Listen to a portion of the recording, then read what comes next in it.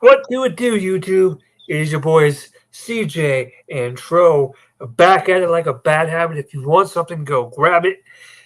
Today, ladies and gentlemen, we have a very special episode for you guys. Last week, you guys got some of the best promos and some of the best wrestlers of all time, whatever. This week, we're going to talk about a subject that I have been watching a lot of stuff on. We are talking about the XFL. I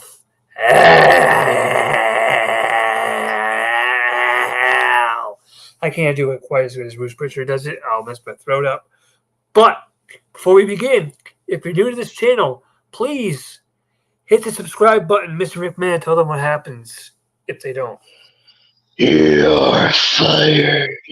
Actually, no, you're not fired. You're demoted to the XFL. So, grab yourself a nice little drink. Corona. We got Obviously, when we're talking about the XFL, obviously we're talking about tonight's conference championship game. Is there really an XFL game tonight? Yeah, there might have been one yesterday. I thought they were done. I thought they went out of business. No, they joined with the USFL. They're like one big football league now.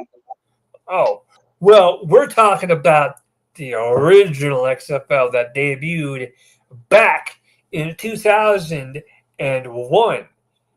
And, of course, 2001 was known for what happened in September of that year.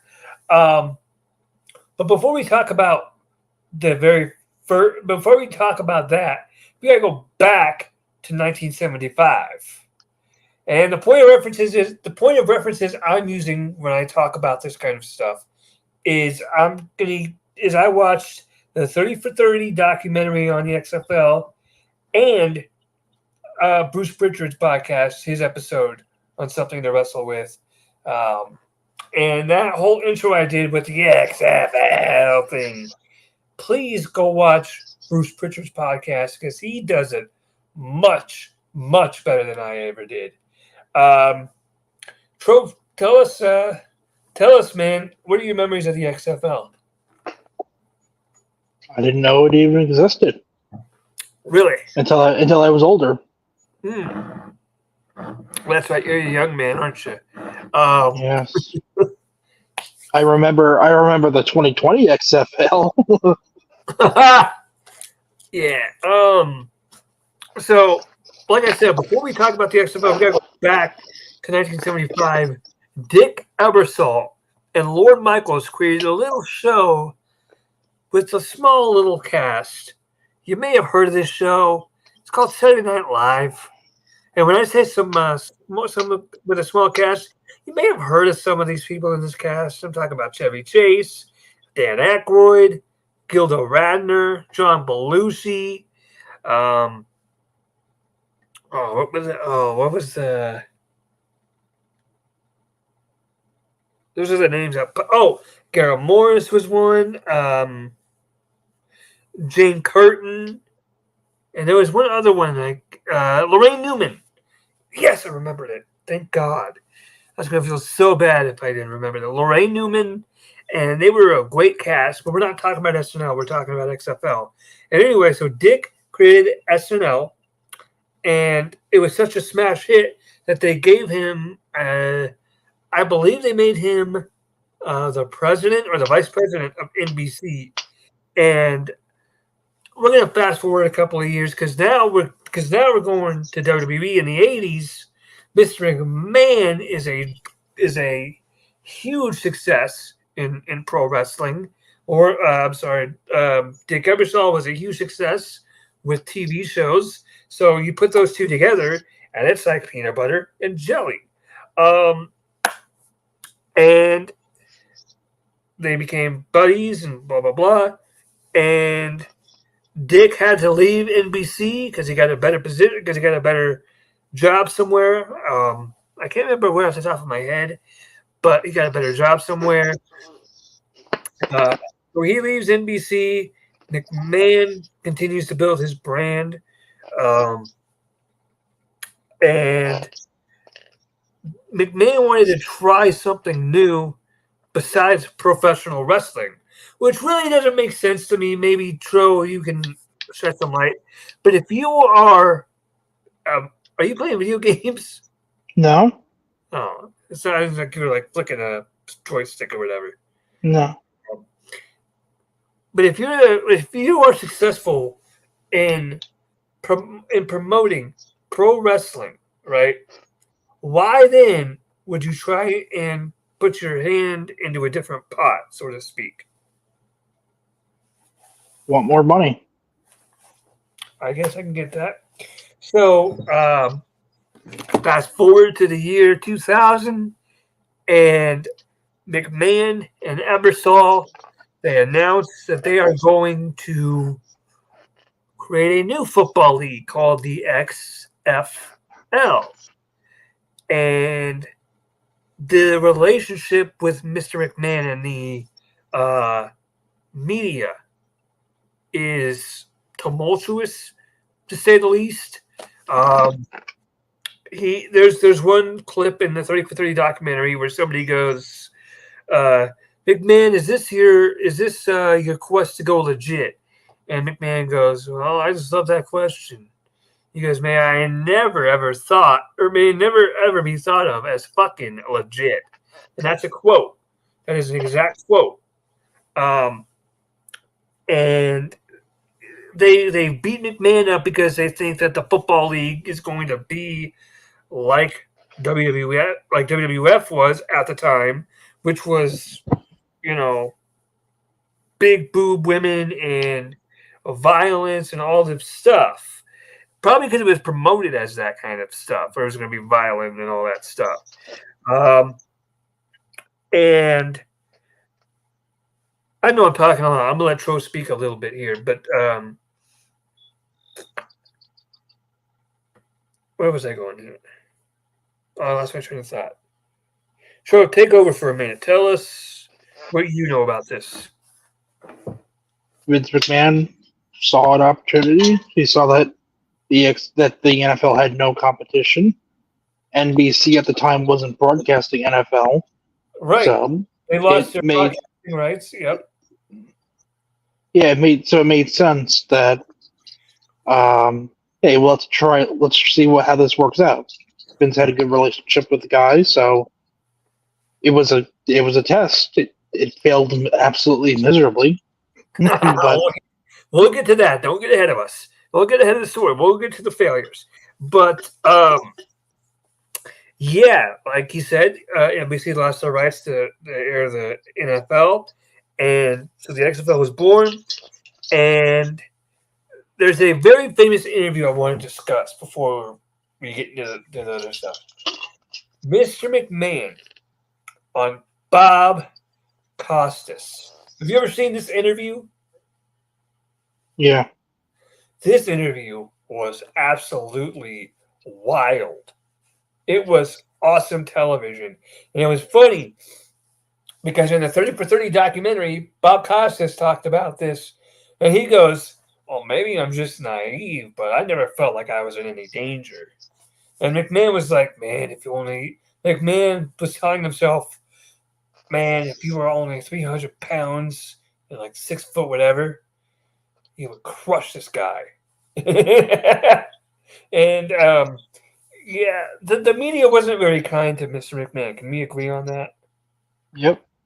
I mean, they're still not, but for other reasons.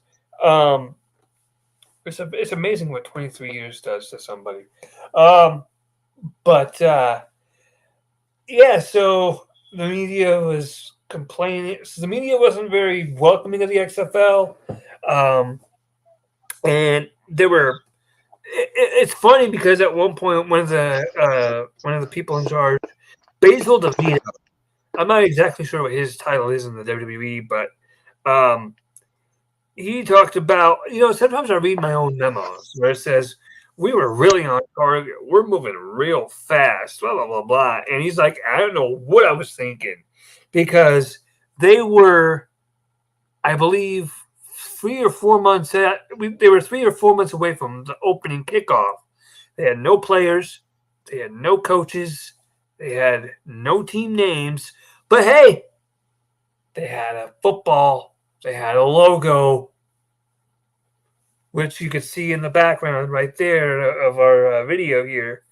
Um, yeah, and we got a conference championship going on as we speak.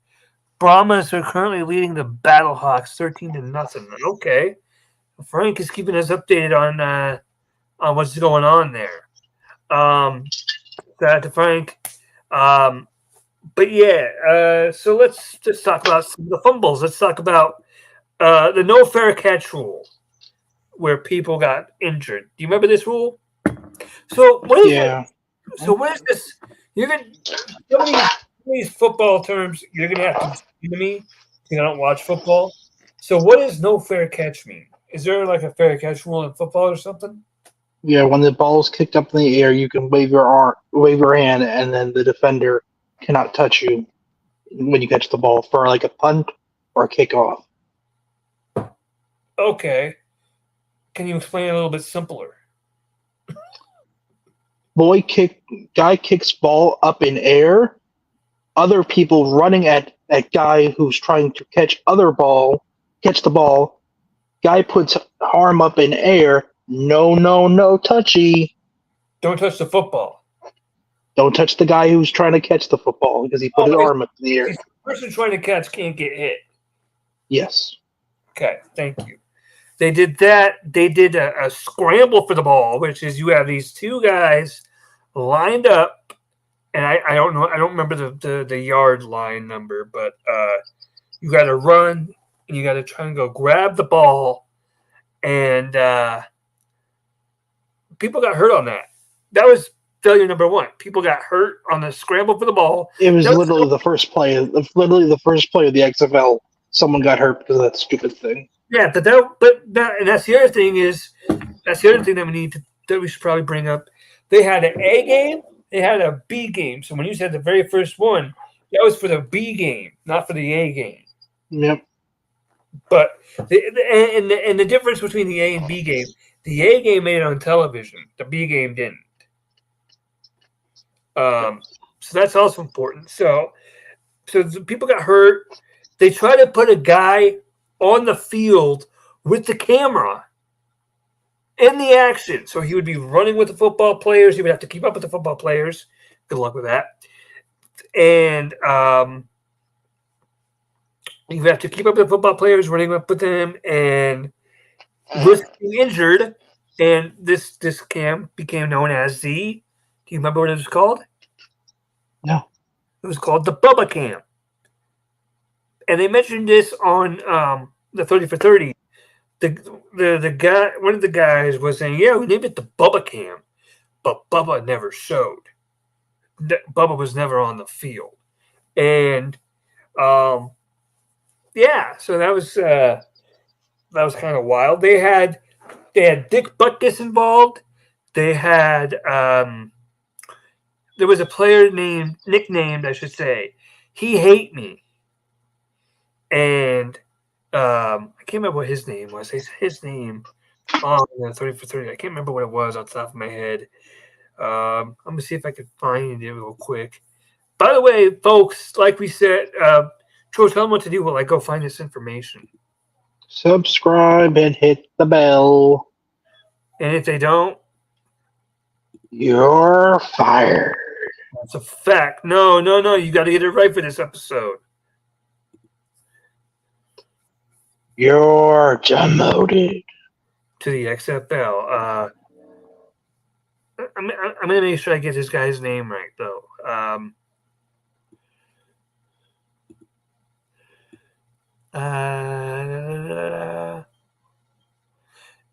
Talk about the cheerleaders for a minute here, Trill, while I'm trying to find this guy's name.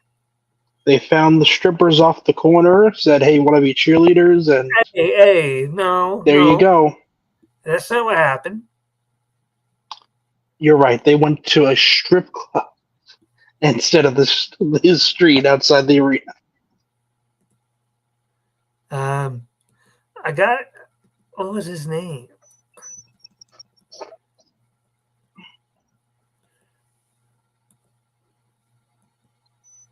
So He Hate Me was number 30. Rod Smart. There we go. That was his name, Rod Smart. And yeah, he had the "He Hate Me" jersey. And speaking of the nicknames, one of them was T Bagger, which McMahon he didn't even pay attention to the names, but they gave the list of the nicknames. He goes, "Yep, yep, yep, like it, like it, like it, like it, like it."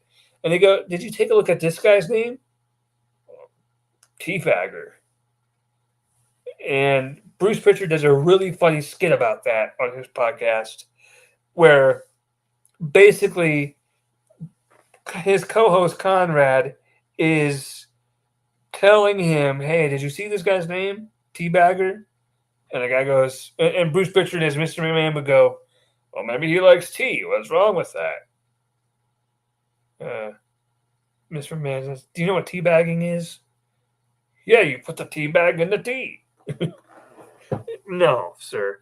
And they have one of the one of the guys on commentary, Matt Vasgersian, and he goes, "Who would have been the asshole in that equation?" He just talk about Teabagger kicks it up to the 40. Who would have been the asshole?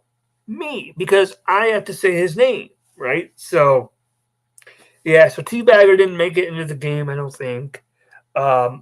He Hate Me did, and He Hate Me was an unsung hero in this whole thing.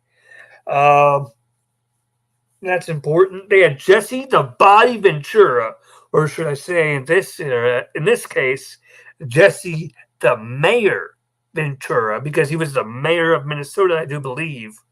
He was governor.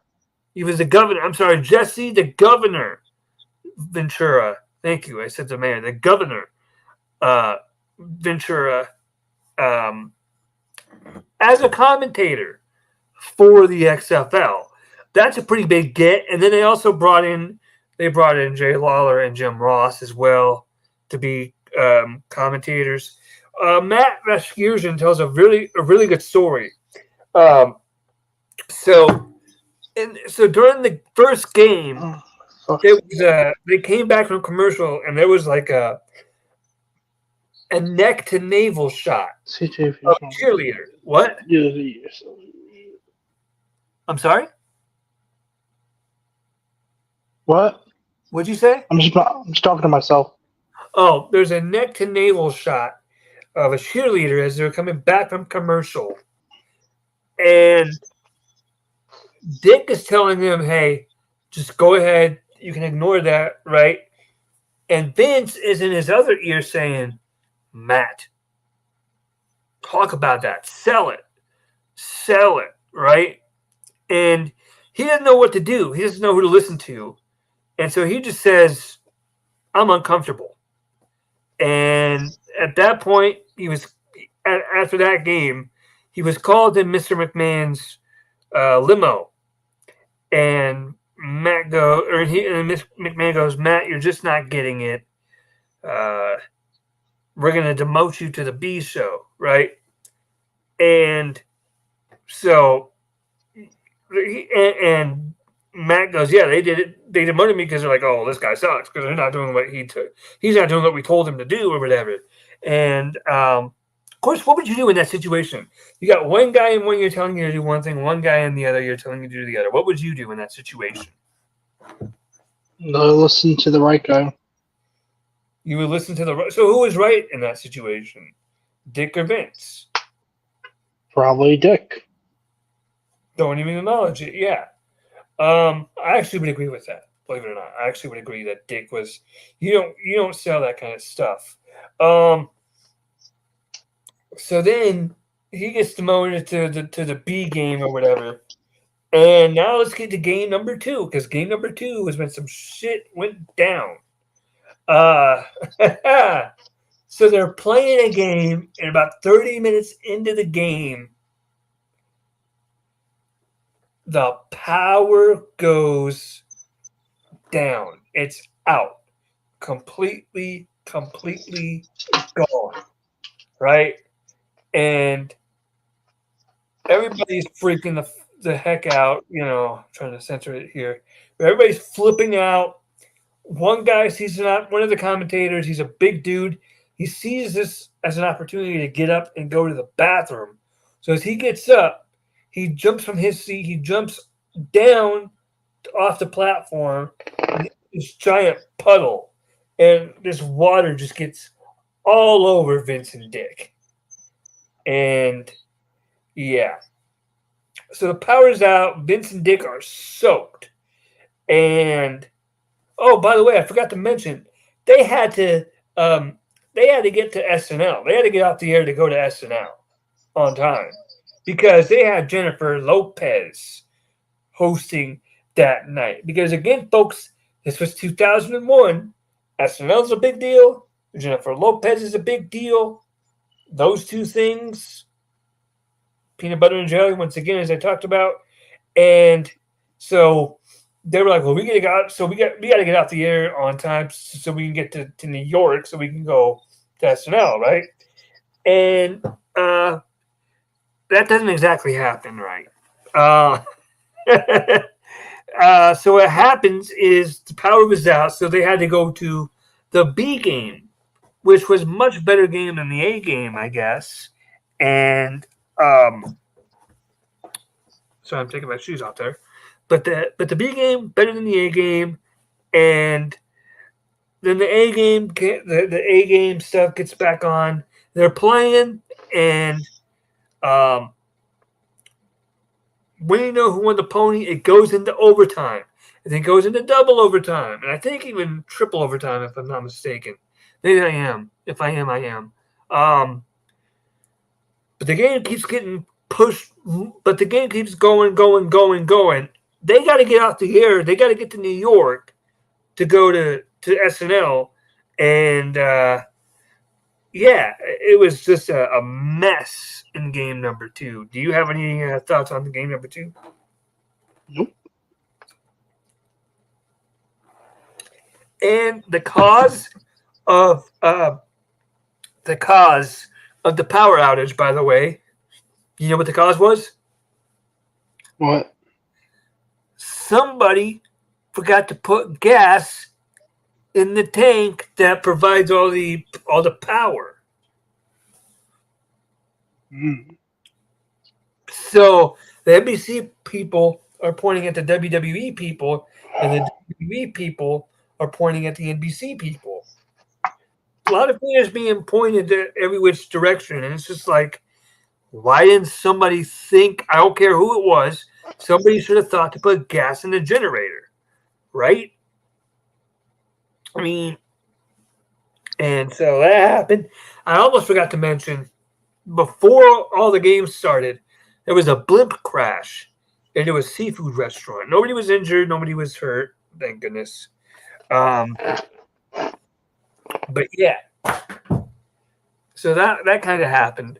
But and also the week 1 reviews, the week 1 ratings were very high apparently. So somehow, some way, they got their eyeballs. And then McMahon decided for the next couple games, within the next couple games, we're not going to go game by game or anything like that. For the next couple of games, man was like, man, we need some more entertainment. Hang on, you do that. You say it like McMahon. You do it better, McMahon. We need some entertainment. So, Mr. McMahon, who should we bring from the WWF to the XFL? The Rock. And Austin. And The Undertaker. Because The Undertaker made an appearance on the XFL. Yeah, they brought the WWF stars to the XFL. And they teased somebody going into the cheerleader locker room. And by the way, I wanted to make a point earlier, but you said they got strippers out the streets and asked if they want to be cheerleaders. That's not what happened. I can actually talk about this. I remember these. I remember this story. I heard it on the Bruce Pritchard podcast. First of all, they had a chick named Jay find these girls to bring them in for the cheerleaders, to be cheerleaders, right? And So they did that, and then Bruce talks about, well, these cheerleaders, they need personalities, right? So let's give them some personality pieces. And so the lady J, she's like, yeah, we got great girls that you can meet. We got a mathematician. We got a lawyer in the ranks. We got, a doctor. We got a this and a that, whatever, right? So Bruce is like, oh, okay, cool. So he goes to meet the girls, and he goes, go ahead, come up one by one, introduce yourselves, right? First girl, hi, my name is Dixie, and I'm a dancer. I really like to dance, right? Bruce is like, oh, okay, nice to meet you. Next girl, hi, my name is Betsy. I like to dance, and I really want to dance. Next girl, Samantha. Hi, my name is Samantha, and I'm a dancer. I love the XFL, and I really want to dance, right? That kind of stuff. And then Bruce looks at the lady J, and he goes, well, I thought you said that we had a mathematician here. Where's my mathematician at? And she goes, oh, well, she likes to read math books.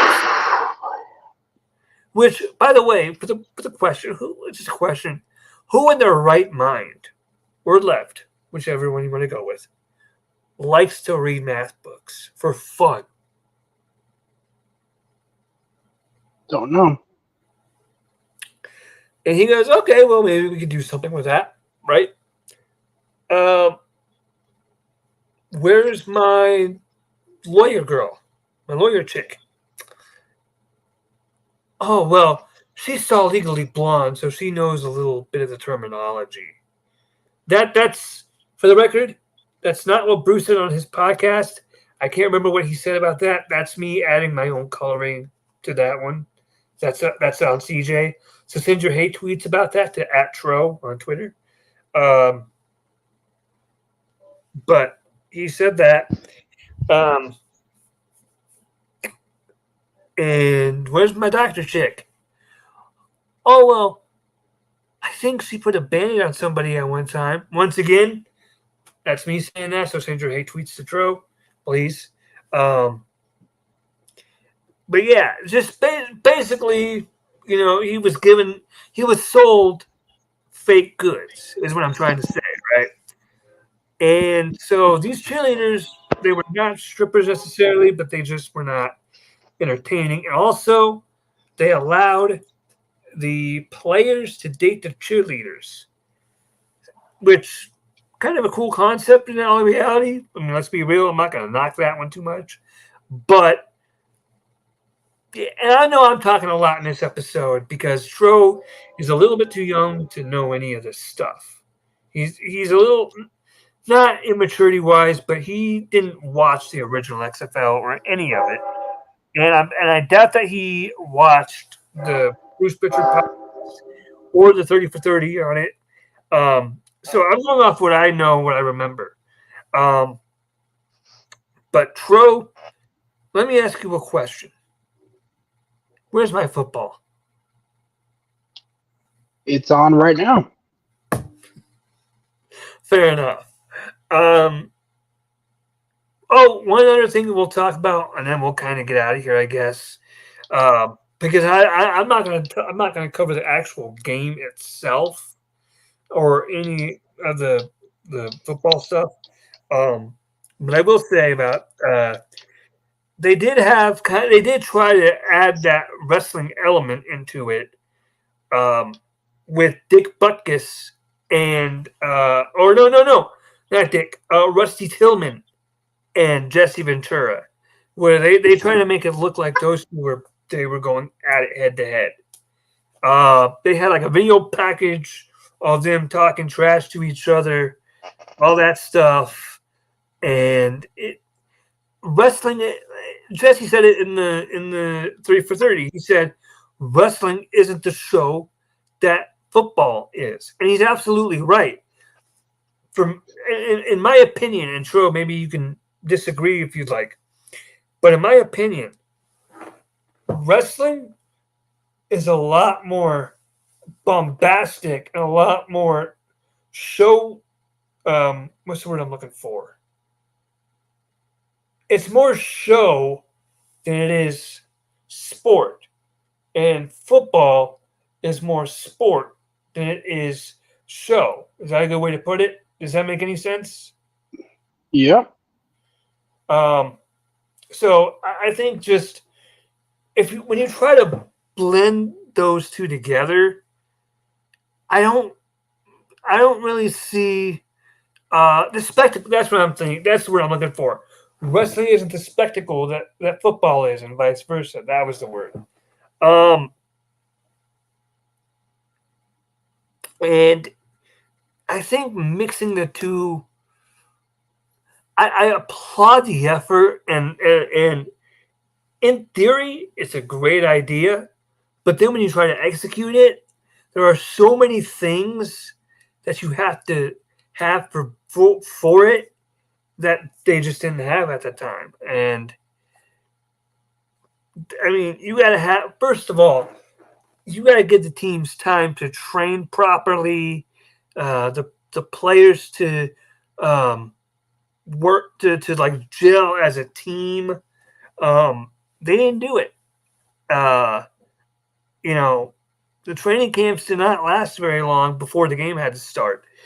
And it's unfortunate because it had potential. The XFL had potential. Like I said earlier, the first week's ratings were very high. Were very high, which surprised even the people at NBC. They were like, "Wow, so many of these people tuned in," and of course they did because, of course they did. I got a message from somebody, Frank. Oh, I'll talk to him in a minute. Um, hang on. J-Lo is still a big thing today. XFL Tro is the man. You're getting loved by Frank there, Tro. Yay. Yep. He also says Matt Vescursion is an MLB legend when it comes to play-by-play. Well, he certainly wasn't an XFL legend. Not that there were many of those, but um, no. What are your thoughts on the XFL? Let's just close with your thoughts on the XFL. We'll get out of here. I thought it could have succeeded if it wasn't so connected to WWE, perhaps. But that's life. It failed in 2020 because of COVID, but it was already failing at that point, and now because The Rock owns it, and they got together with the other independent league, everything's going good for them.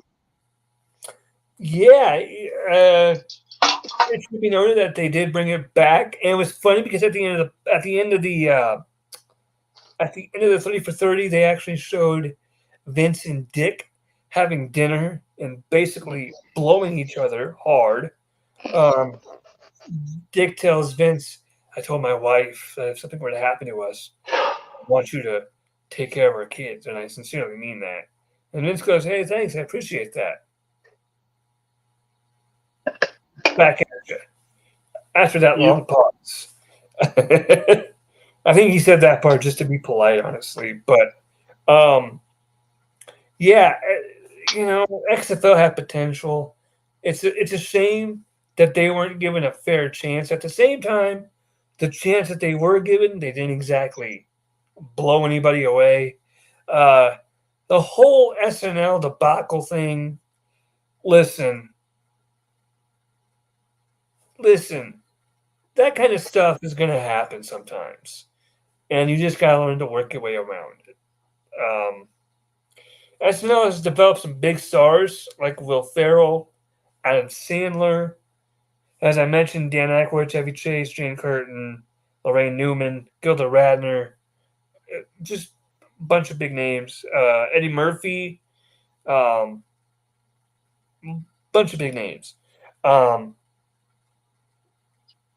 so yeah. Anyway, Tro, what do you want to discuss next week, bro? I don't know. I'll think of something. Oh boy, he's going to do that to us. Oh boy. Okay. Well, I guess next week is a mystery show, ladies and gentlemen. Yep. Tro, go ahead, take us home. Click the subscribe button, ring the bell, or you're demoted to the XFL. Facts. I'm CJ. He's Tro. We out. Deuces.